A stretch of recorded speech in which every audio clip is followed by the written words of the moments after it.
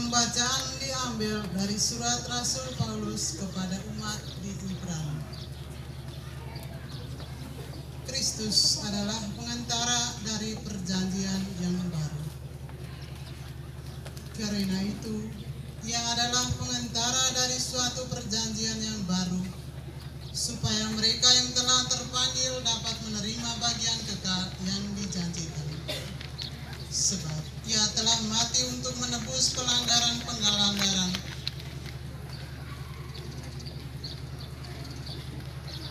yang telah dilakukan selama perjanjian yang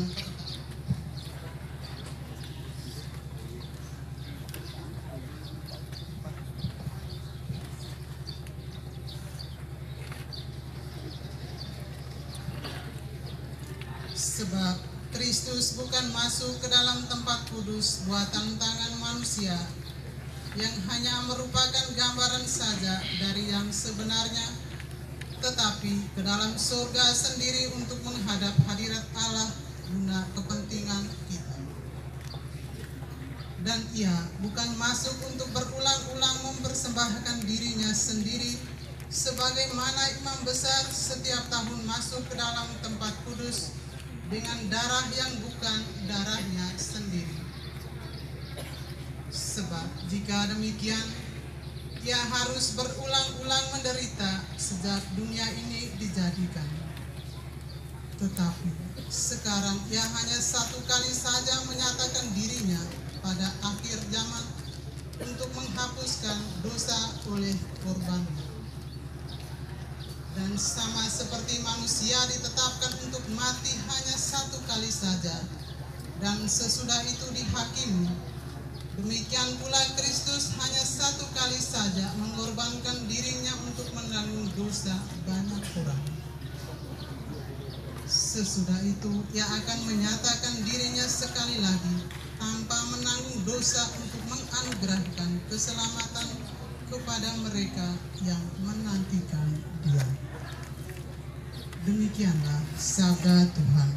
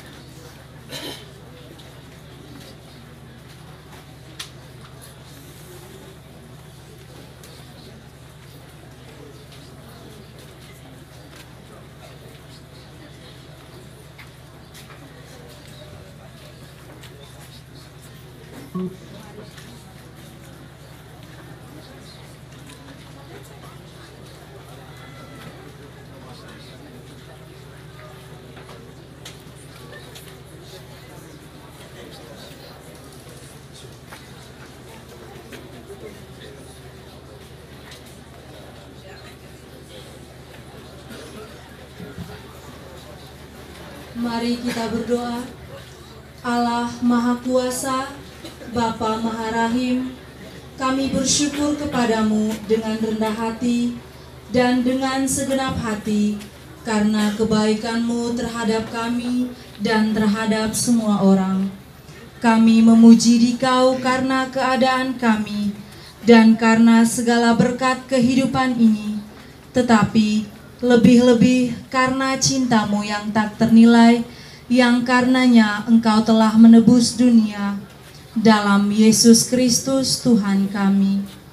Karena jalan dan upaya-upaya rahmat-Mu dan karena pengharapan akan kemuliaan-Mu, kobarkanlah di dalam hati kami rasa syukur yang sungguh-sungguh, agar dapatlah kami mewartakan pujian-Mu, bukan hanya dengan bibir, melainkan dengan seluruh hidup kami. Maka dari itu, kami menyerahkan diri kami demi pengabdian kepadamu, dan hendak hidup bagimu dalam keadilan, karena Tuhan kami Yesus Kristus, Putra-Mu, kepadanya bersama Dikau dan Roh Kudus dipersembahkan segala hormat dan kemuliaan sepanjang segala masa. Amin. Pada bakti nomor 285.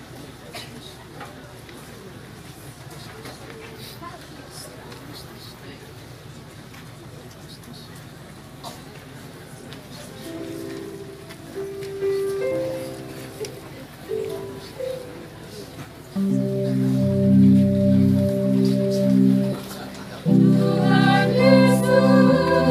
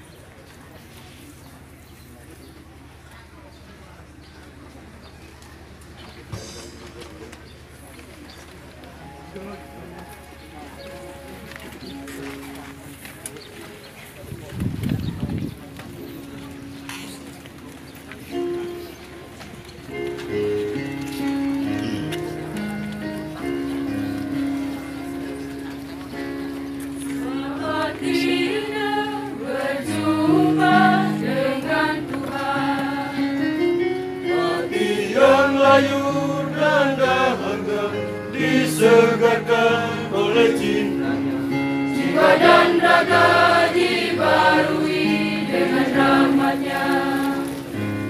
Indahnya kasih Tuhan menyinari hidup ini, berteduh dalam cintanya, dalam kasih-Nya yang tak berubah. Gaungkan syukur dan akan puji bagi Tuhan.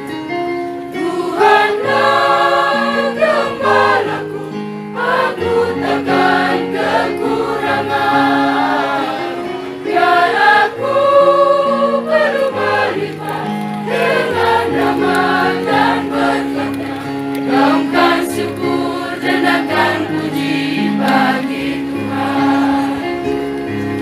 Tangan Tuhanku membimbingku sepenuhnya. Aku tak gentar, cemas dan bimbang, berjalan di malam yang Sebab Tuhanku setia menjaga raga hidupku. Indahnya kasih Tuhan menyinari hidup ini, berteduh dalam cintanya, dalam kasih-Nya yang tak berubah.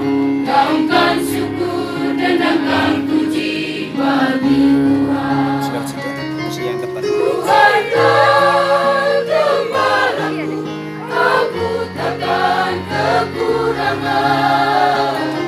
Biarlah ku penuh melimpah dengan rahmat dan berkat-Nya.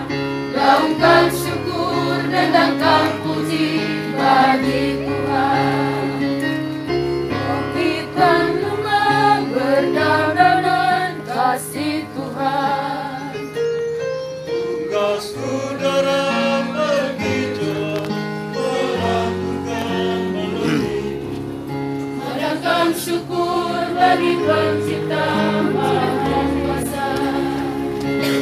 Indahnya kasih Tuhan menyinari hidup ini, berteduh dalam cintanya, dalam kasih-Nya yang tak berubah. Gaungkan syukur dan akan puji bagi Tuhan. Tuhanlah gembalaku, aku takkan kekurangan. Biarlah ku penuh melimpah dengan rahmat dan berkat-Nya. Gaungkan syukur dan akan puji bagi Tuhan. Kalau kita dia itu rasanya sepertinya kita hidup sendiri. Tapi kalau di sini kita masih merasakan bahwa keluarganya itu penting sekali. Oke. Yang kedua, saya ingin menjelaskan kenapa saya memilih moto ini. Yang lemah bagi dunia dipilih Allah. 1 Korintus bab 1 ayat 27. Oke, ini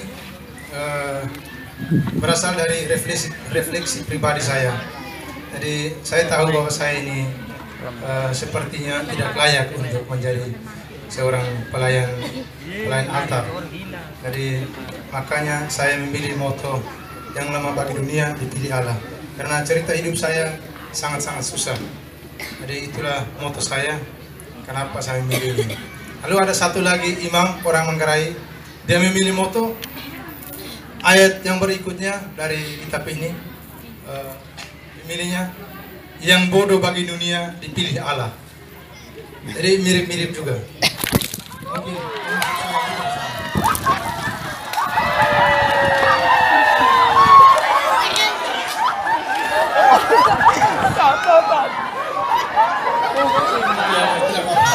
Tadi kita sudah mendapatkan siraman rohani.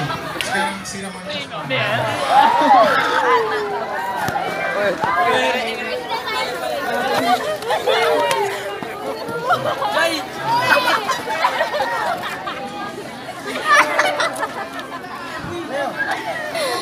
Yang berikut saya ingin menjelaskan Sini arti SDV. Biara kami itu yang namanya biara vokasionis. Yang melambangkan seperti SPD itu, kami punya biara namanya SDV. SDV. Banyak orang mengatakan bahwa Pater ini mungkin kalau saya tulis di papan atau di SMS atau kalau saya sebut waktu kata sambutan seperti ini, saya sebut SDV, malah mereka protes. Pater ini bodoh sekali, salah sekali. Saya sebut SPD kok sebut SDV. Dapat berkat kok.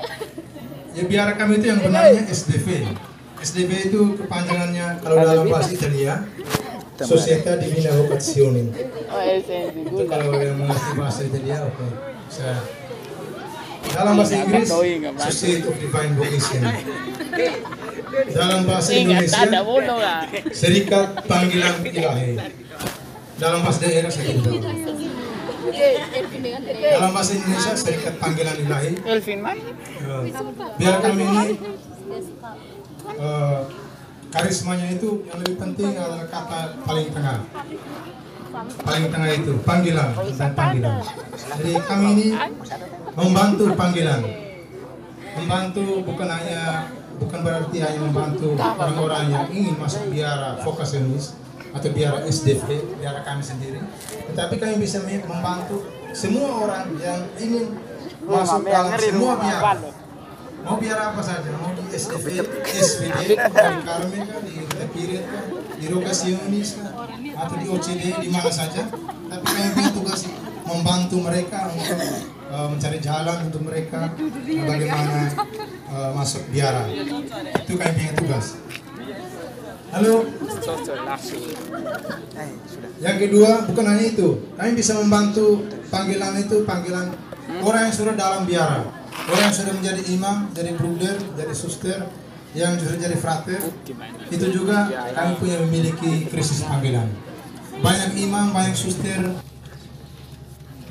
Setelah kita mendengar bacaan-bacaan suci pada hari ini, seperti yang saya katakan tadi dalam awal perayaan Ekaristi, bahwa hari ini adalah memori Santo Thomas Aquinas.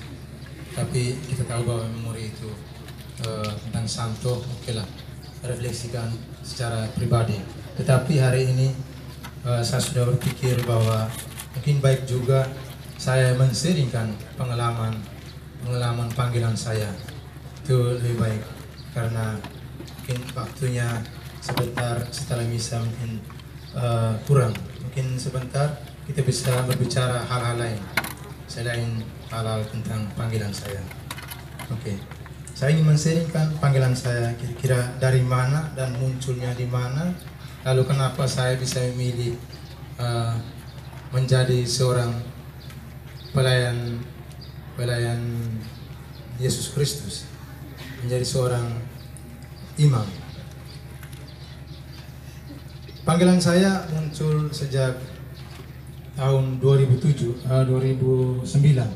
Ya 2007. Oke, 2007 waktu itu saya duduk di kelas 2 SMK.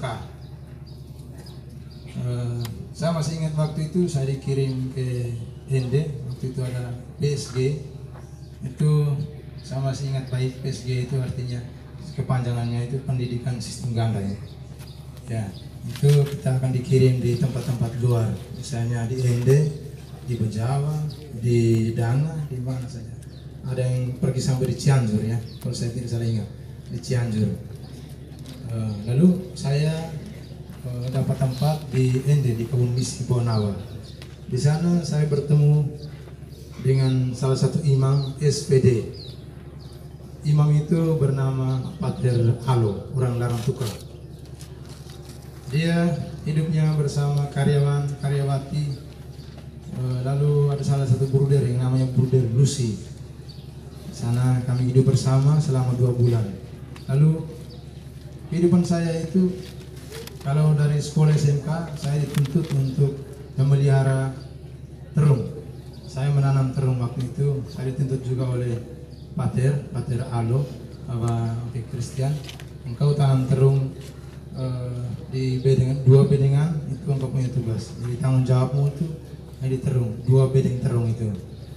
Ya nanti saya akan menanam dari proses penanaman, proses pengolahan tanah sampai panen. Tapi 2 bulan itu tidak cukup. Saya pulang kembali ke SMK ini belum panen. Tapi mereka pernah cerita bahwa terung yang saya tanam itu katanya menghasilkan buah yang banyak. Oke, jadi kalau saya merefleksikan ini, panggilan saya itu beralih dari bekerja di kebun terung menuju ke kebun anggur Tuhan. Itu. Jadi ceritanya seperti itu. Jadi selama 2 bulan itu saya bekerja di sana. Ya boleh dikatakan saya itu fokusnya di kebun terung. Tetapi di balik itu, ada di baliknya, saya lebih ingin untuk hidup seperti Pater Alo. Saya melihat dia itu hidupnya setiap hari doa pagi, bangun jam 6 langsung pergi masuk kapel doa. Setelah doa ada perayaan Ekaristi, lalu doa siang. Ada doa sore juga, dia melakukan vespri itu gereja. Itu doa sore. Lalu ada doa makan juga. Doa makan. Kalau misalnya makan pagi, siang, malam juga dia doa. Oke lah. Saya melihat ini doa-doa ini saya tertarik. Lalu dalam benak saya masih tersimpan itu saya punya keinginan untuk menjadi seorang imam seperti dia. Di tempat kebun terung itu ada satu karyawan yang namanya Om Yosef Mbeda. Saya masih ingat baik itu Om. Itu karyawan yang bekerja bersama saya di situ. Dia itu orang Maluku. Di rumahnya di Ende. Setelah saya bertanya-tanya sekarang untuk mengundang misa perdana tanggal 20 Januari baru-baru ini, undang hadir di sana, tetapi ternyata Om Yosef Mbeda ini sudah pulang ke kampung halamannya di Maluku. Oke, sehingga tidak jadi datang. Jadi saya bekerja bersama dia selama 2 bulan. Lalu dia menceritakan tentang halal hidup biarawan. Ternyata anaknya ini salah satu suster, seorang suster yang sudah ada di Filipina. Suster ini, tapi sekarang sayangnya dia sudah keluar, walaupun sudah berkerudung, sudah keluar. Jadi Om Yosef ini dia punya brosur, alamat lengkap tentang vokasionis. Suster punya, bukan pater, tapi suster punya. Tapi walaupun ada brosur untuk suster, dia mengatakan bahwa vokasionis ini ada juga untuk calon imam. Jadi bisa ditemukan di Ruteng. Saya bilang oke lah, nanti biar saya terima saja brosur untuk suster punya. Tetapi saya bukan masuk suster. Saya nanti akan jadi imam. Oke. Jadi saya terima itu brosur dengan alamatnya. Oke. Setelah tamat SMK, saya tanpa diberitahu, akan Bapak Anton juga, Pak Anton saya tidak beritahu, diam-diam saja. Ini merupakan panggilan Tuhan yang tersimpan dalam hati, hubungan pribadi antara Tuhan dengan manusia dan pribadi. Jadi saya masih tersimpan dalam hati, walaupun sudah tamat saya diam-diam saja. Orang tua saya juga saya tidak beritahu. Jadi setelah tamat terima ijazah, saya langsung pergi ke Ruteng. Berangkat ke Ruteng dengan diam-diam, hanya pegang uang 200.000 waktu itu, saya masih ingat. 200 itu dengan tujuan untuk PP naik bis, lalu sisanya untuk uang makan. Oke, pergi di Ruteng, pergi mencari biara susteran vokasionis. Sampai di sana, sampai di terminal Caret namanya. Itu terminal Caret itu tempat ujung kota Ruteng bagian sini. Lalu dari terminal itu nanti kita diantar oleh ojek ke tempat di mana kita mau pergi. Jadi saya turun di terminal Caret, lalu saya minta salah satu ojek untuk antar ke biara susteran ini. Ternyata ojek ini hanya tahu jalan. Syukur bahwa saya lihat di brosur ada tertulis di sana Jalan Ulumbu. Oke, saya bilang saya ini buat diri seolah-olah bahwa sudah tahu kota Ruteng. Saya belum pernah masuk kota Ruteng. Jadi saya bilang oke, ojek, Om tolong antar saya ke Jalan Ulumbu. Jadi oke. Saya tanya dia, Jalan Ulumbu tahu tidak? Dia bilang ya saya tahu. Oke, jalan sudah. Sampai di sana langsung saya melihat di atas itu tertulis dalam bahasa Inggris tertulis di atas itu Vocationist Sisters. Vocationist Sisters. Oke, saya langsung menyuruh ojek ini sambil berhenti di sini. Sabar dulu. Saya berhenti. Saya langsung lihat ada salah satu suster superior juga. Suster itu sedang menyiram bunga di taman. Lalu saya berhenti di situ. Saya kasih uang 8.000 untuk ojek. Belum masuk tutup pintu. Suster ini bertanya, adik bayar berapa ojek? Saya bilang 8.000. Oke, pas. Lalu saya tanya, kenapa memang?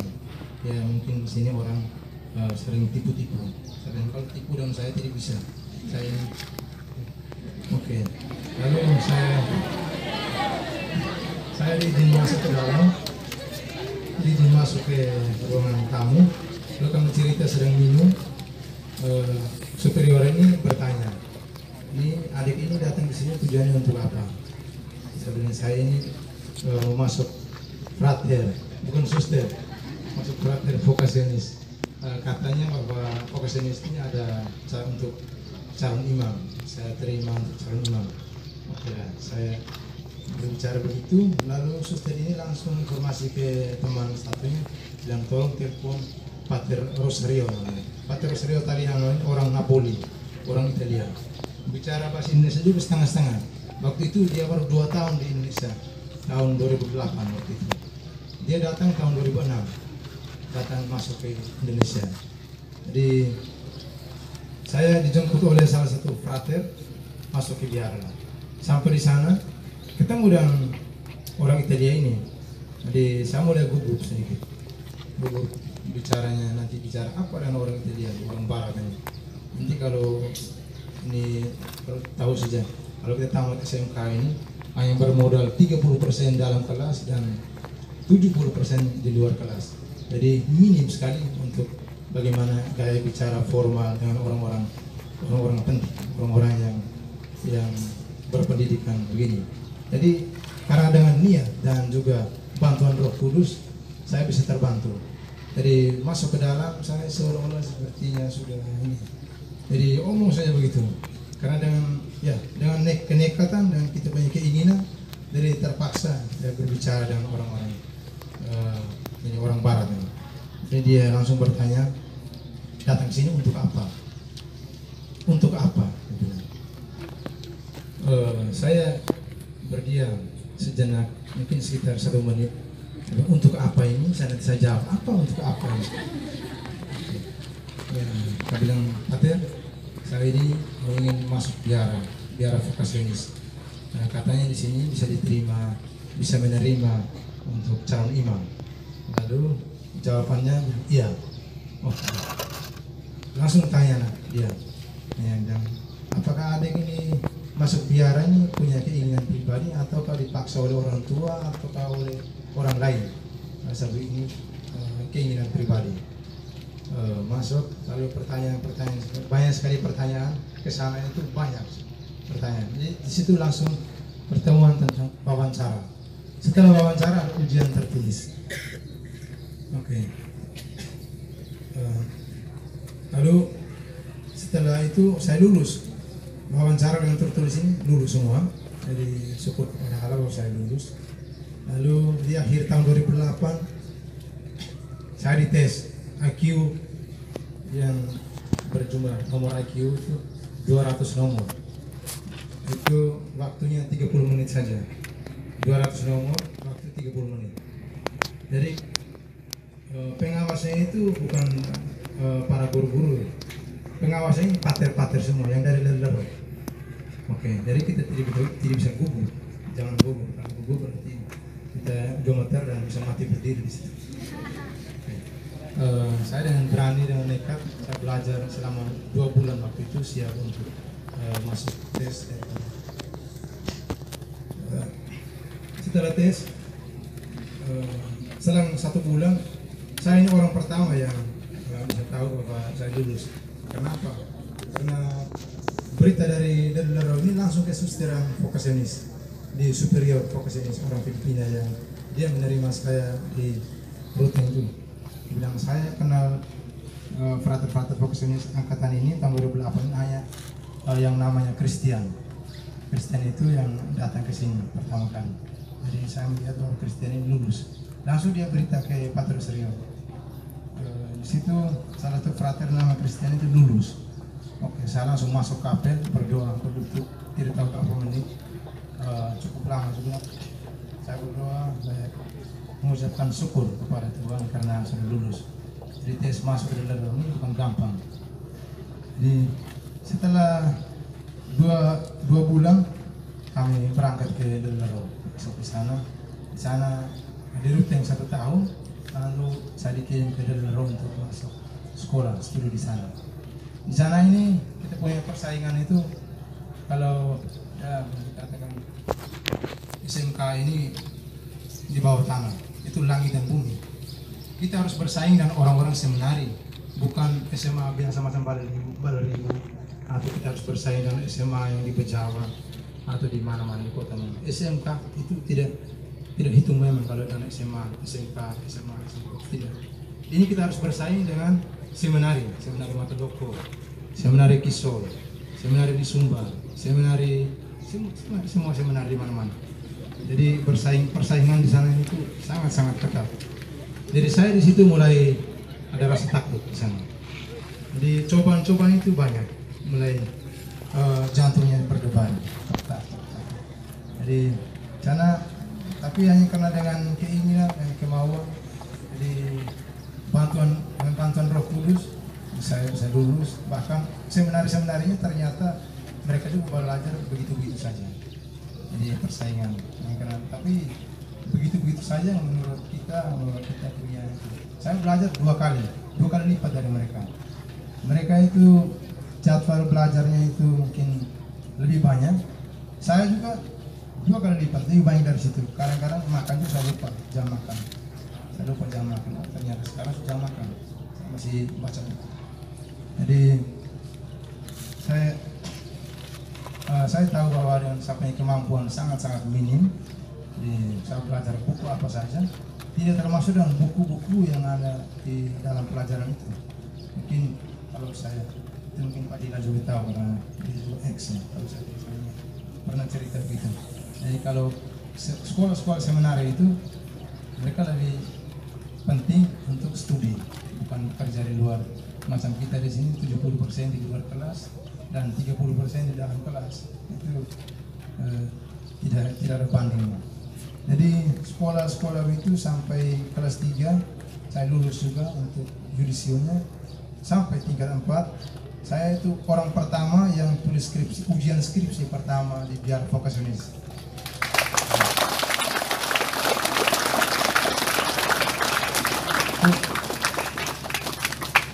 Ujian skripsi di biara vokasionis kami ada 6 orang. Saya ini orang pertama ujian skripsi. Mereka baru mukut-mukut saya bulan Desember, saya masih ingat bulan Desember saya sudah ujian. Bulan Desember tanggal 25. Bulan September tanggal setelah Natal. Tanggal 27 waktu itu. 27. Jadi saya ujian waktu itu. Pater pemimpin kami ini orang Italian, kaget. Saya tidak berbicara dengan mereka juga, ujian diam-diam saja. Jadi setelah ujian saya pulang ke biara. Mereka bertanya, teman-teman ini sudah mulai isu-isu omong-omong ke sana. Lalu salah satu teman ini dia bilang, kita harus bicara dengan superior karena ini penting sekali. Kita harus berbangga. Karena satu dari kita ini ujian paling pertama. Bahkan frater-frater dari SPD, dari Litepire yang tamatan dari seminari juga belum ujian. Mereka masih tulis. Mereka ada yang belum ujian. Saya sudah ujian. Jadi saya punya dosen pembimbing itu salah satu pater yang namanya Pater Ansel Dorodael, orang Bejawa. Ya. Lalu pater pengujinya itu ada satu orang, Pater Robert Mirsel, itu orang Manggarai. Itu juga dosen ternama di sana. Jadi saya diuji oleh pater ini, 2 dosen ini saya diuji. Jadi ternyata lulus, syukur kepada Tuhan. Saya lulus ujian skripsi waktu itu, ujian pertama dan tercepat. Jadi semester 2 itu saya makan tidur saja. Hanya 4 mata kuliah yang saya harus belajar, tapi 4 mata kuliah untuk saya. Dia juga Bapak Desa, tinggal lantik saja. Desa ya? Yang saya hormati Pak dia, Oh, Bapak Ibu Guru, usaha cleaning service. Ini bab tua siapa nih kau? Siswa di SMK Negeri Asesa yang saya cintai dan saya banggakan. Rabun. Selamat siang. Oh, ya. Ini Pak sudah lapar, saya tahu jamin sudah lapar. Tapi kita bertahan sebentar saja. Nah, ini saya sampaikan sekelumit tentang Jubilaris Pater Christian. Di lembaga ini sudah menghasilkan 2 orang pastor. Yang pertama nama Pater Bonifacius Mite OCD. Yang tidak sempat bisa di sini. Itu angkatan kedua, jurusan peternakan. Terus yang berikut Jubilaris Pater Christian. Tercatat di register, saya baca di register, tanggal 18 Juli 2005 diterima di SMK ini dengan jurusan budidaya tanaman dan secara horti dengan urutan yang ke-9 dengan NIS-nya 779. Saya ingat baik, namanya sekolah harus seperti itu. Jadi angka 79 Pater, angka yang hoki. Hoki artinya yang beruntung. Tepuk tangan dulu untuk ini.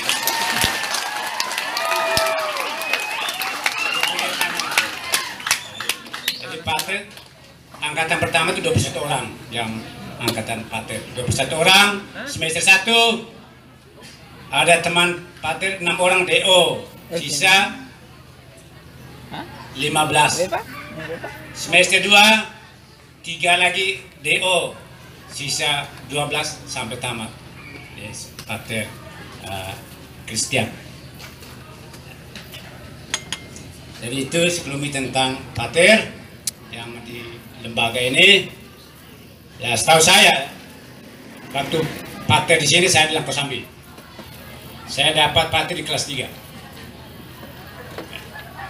Setahu saya tadi Pater kata di sini nakal, tidak nakal. Orangnya pendiam, Pak. Pendiam dan hanya tertawa saja. Bapak Ibu guru ketua hanya tertawa saja, hanya sendiri. Tidak ada yang nakal, tidak ada. Yang disuruh kerja oleh Bapak Ibu guru pertanian, dia kerja. Ikut PSG, sekarang istilahnya PKL. Ini Pater sudah ada perubahan Pater. Dulu prakterin PSG, sekarang PKL. Tapi 6 bulan. Pater dulu 2 bulan. Sekarang ada perubahan kurikulum. Dulu Pater masih disebut kelas 1, 2, 3. Sekarang kelas 10, 11, 12 memang. Kelas 12. Jadi perubahan seperti itu. Jadi nah inilah kita di dalam hidup ini. Pater, saya ulangi moto Pater, yang lemah bagi dunia dipilih Allah. Yang lemah. Kita semua ini lemah. Tidak ada yang kuat. Tidak ada. Kalau kita lemah dan kita selalu bersyukur dan berdoa, mohon karya Roh Kudus, pasti kita bisa. Ini karya Roh Kudus kita tidak tahu. Kalau kita doa, mari. Yang lemah jadi kuat. Apapun yang Anda minta, pasti. Kalau tanpa doa, ya, sudah. Hanya bekerja tanpa berdoa, sama dengan kosong. Ya, selalu berdoa dan bekerja seiring dan sejalan. Jadi tadi Pater kata yang bodoh. Tidak ada kata bodoh. Ini saya Bapak Guru, minta maaf ini menggurui sedikit. Bukan bodoh, kita ini hanya lemah, malas. Nah, orang yang malas saja yang tidak bisa berkembang. Yang bodoh tidak ada. Yang lemah, yang malas. Kalau kita rubah itu, cita-cita kita bisa tercapai kalau kita rubah. Apapun. Tadi Pater kata, ya saya ini lemah Pak. Saya SMK ini, kami di sini 30% ya Pak. Teori saja. Memang 70 praktek. Memang benar SMK seperti itu. Sehingga dari faktor bahasa lemah. Tapi dengan belajar jadi kuat. Malah tadi 5 bahasa Pater bisa. Tepuk tangan untuk 5 bahasa. Luar biasa 5 bahasa. Jadi itu Pater Christian. Nah, ini Kami juga menyampaikan banyak terima kasih, khususnya pada keluarga Pater Christian yang merelakan anaknya, putranya yang pertama mau kerja di kebun ladang anggur Tuhan tadi. Itu luar biasa. Tidak semua orang tua seperti itu. Rela. Pater juga menerima panggilan itu. Karena ada yang mengatakan Bapak banyak yang dipanggil tapi sedikit yang dipilih. Nah, Pater yang dipilih. Nah, untuk itu ini ada pesan sedikit untuk Pater. Saya ambil dari kata bijak William Shakespeare. Tadi bacaan pertama tadi ada mengatakan mati sekali. Tapi jangan lupa hidup juga sekali. Mati sekali berarti juga hanya satu kali. Jadi hidup sekali berarti mati. Nah, untuk itu, untuk kita semua yang terakhir ini saya sampaikan pada Pater juga berbahagia. Kalau mau hidup kita harus keren. Ada istilah keren ya, hidup yang tulisnya keren, terpasnya keren. Hidup ini Pater harus keren. Yang pertama keimanan dan ketakwaan kita pada Tuhan Yang Maha Kuasa. Itu wajib. Kalau etika. Etika dan sikap tingkah laku harus dijaga.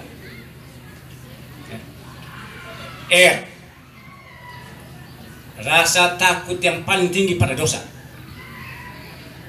Rasa takut yang paling tinggi pada dosa. Yang berikut empati dan cinta sesama. Dan yang terakhir ini Pater harus camkan baik-baik. Nama baik harus dikenang dalam sejarah. Jadi Pater sudah nama Pater Christian sudah terkenal dalam sejarah, baik secara umum khusus di SMK. Kami catat bahwa Pater angkatan ke-6 menjadi Pater yang baik yang kita harapkan. Pater yang selalu kuat dengan panggilannya. Jangan sampai Pater minta maaf ya. Jangan sampai Pater punya nama jelek. Nanti setelah dari sini dari Italia minta maaf ya. Minta maaf ya. Di sana ada nona-nona itu cantik-cantik. Gitu. Iya. Itu dengar dulu. Pasti. Sebagai manusia biasa bisa tergoda. Jadi Pater jaga nama sendiri, nama keluarga, nama alma matermu, sehingga terkenang.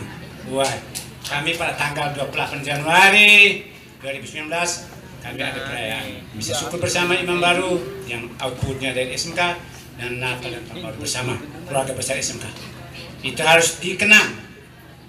Jangan sampai kalau sudah ke sana kabur, tidak terkenang nama Pater Christianus SDV. Pegang teguhlah itu, jalani tugas. Kalau saya boleh katakan bahwa tadi dikatakan bahwa orang hebat itu kena guru tidak hebat, tapi guru juga hebat Pak Pater. Bapak Ibu guru ini bukan hanya jasmani, rohani juga. Tapi Pater hanya satu bidang kerohanian. Itu di bidang Pater dan frater juga frater. Kami doakan supaya jadi imam juga. Jadi yang tadi kita sudah sebagai mitra nih Pater, mitra kerjasama tadi. Jadi kami Bapak Ibu guru dengan ilmu pengetahuan yang ada, urus fisik juga di ini macam Pak Kobus kita di pemerintah urus fisik jalan apa segala macam jembatan. Kita menjadi mitra, yaitu kami di bagian fisik, Pater di bagian roh. Untuk itu, kalau perjalanan Pater ini bisa berjalan sampai ke batas, kita harus berdoa dan terus berdoa untuk Pater. Kita dukungan dan doa supaya Pater ini kuat pada panggilannya sampai mati. Sekali jadi imam, tetap jadi imam sampai mati. Karena itu bukan apa menggurui, tapi pesan kami semoga Pater di dalam tugas yang baru selamat bekerja, berkarya di Pulau Sisilia itu, dan doa kami selalu menyertai Pater. Tuhan memberkati. Sekian dan terima kasih.